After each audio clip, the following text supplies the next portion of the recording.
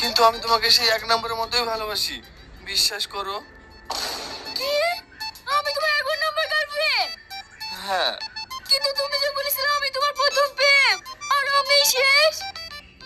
হ্যাঁ, আমি ঠিকই বলেছি। ওদের সবার বিয়ে হয়ে গেছে তো, এখন তুমিই আমার ভরসা। তুমি কি খুশি? এই, কে তুমি?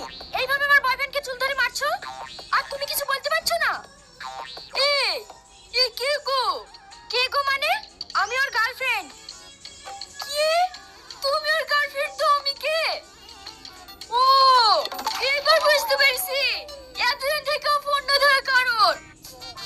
মেয়েটা তো খুব সুন্দর দেখতে, কিন্তু আমি আবার একে কবে অফার করলাম? এই, তুমি কে? আন্দাজে তুমি আমাকে বয়ফ্রেন্ড বলছো?